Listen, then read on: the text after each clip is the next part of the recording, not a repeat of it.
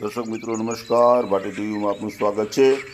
વાંકાનેર તાલુકાના સત્તાપર ગામની સીમમાંથી એક્સપ્લોઝિવ મોટા જથ્થા સાથે એક ઈસમને પકડી પાડતી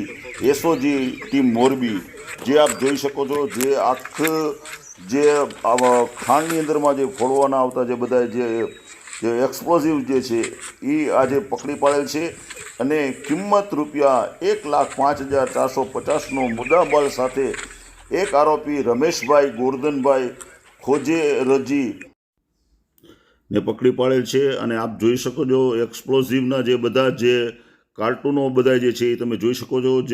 જો આખા જે છે અને 1,05,000નો આ મુદ્દામાલ સાથે એક્સપ્લોઝિવ બધું કબજે કરેલ છે। અને આજે સત્તાપર ગામની સીમમાંથી મોટો એક્સપ્લોઝિવ મળેલ છે અને જે આ એક વ્યક્તિને પકડેલ છે, જે તમે જોઈ શકો છો રમેશ ગોરધનદાસને તમે જોઈ શકો છો, જે આરોપીને પકડ્યો છે। અને આખું જે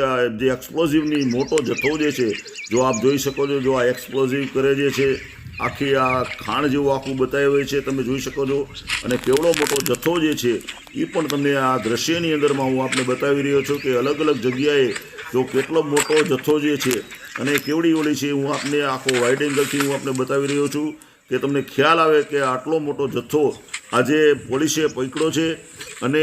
આજે એસઓજીની ટીમે મોરબીની એમને એક સરસ મજાનું કામ કર્યું છે અને મોટો જથ્થો એક્સપ્લોઝિવનો પકડ્યો છે। પોલીસ મહાનિરીક્ષક રાજકોટ રેન્જ અને મોરબી એસપી શ્રીની સૂચનાથી મોરબી એસઓજી અને વાંકાનેર પોલીસ સંયુક્ત ઓપરેશનમાં કોઈ પણ જગ્યાએ ગેરકાયદેસર ખનન થતું હોય તો તે પકડી પાડવા માટે પેટ્રોલિંગમાં હતા। દરમિયાનમાં વાંકાનેરના સત્તાપર ગામથી અદેપર તરફ જતા રસ્તા ઉપર શક્તિધાર દરદડિયા મોકળા પાસે રામાપીરની ટેકરી પાસે રમેશભાઈ ગોધરદાસ ખોજરેજી નામનો ઈસમ, જે પોતે રહેવાસી રાજકોટનો છે, પોતાના કબજામાં ગેરકાયદેસર એક્સપ્લોઝિવ રાખી અને એક્સપ્લોઝિવના જથ્થાથી ગેરકાયદેસર રીતે સરકારી ખરાબામાં પથ્થરો કાઢવાની તૈયારી કરી રહ્યા હતા અને એક્સપ્લોઝિવ કરવાની તૈયારીમાં હતા એવી બાતમી મળતા તાત્કાલિક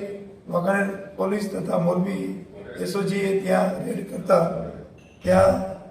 હાજર એક ઈસમ મળી આવેલ અને સાથે એક્સપ્લોઝિવના ખાડા મળી આવેલ, જેમાં અલગ અલગ જગ્યાએ એક્સપ્લોઝિવ બિછાવેલા હતા। એમાં કુલ જિલેટિનની સ્ટીક જે એક્સપ્લોઝિવ માટે વપરાય એવી 475 મળી, જેની કિંમત 1 લાખ જેવી ગણી શકાય। અને સાથે ઇલેક્ટ્રોનિક ડેટોનેટર જે કુલ 75 મળી આવેલ અને અમુક જે ખાડામાં અંદર દટાયેલા જે જિલેટિન હતા, જે એક્સપ્લોઝિવ કરવા માટે તૈયાર કહેવાય એવા પણ મળી આવે, જેથી આ અંગે બીએનએસની કલમ 288, 110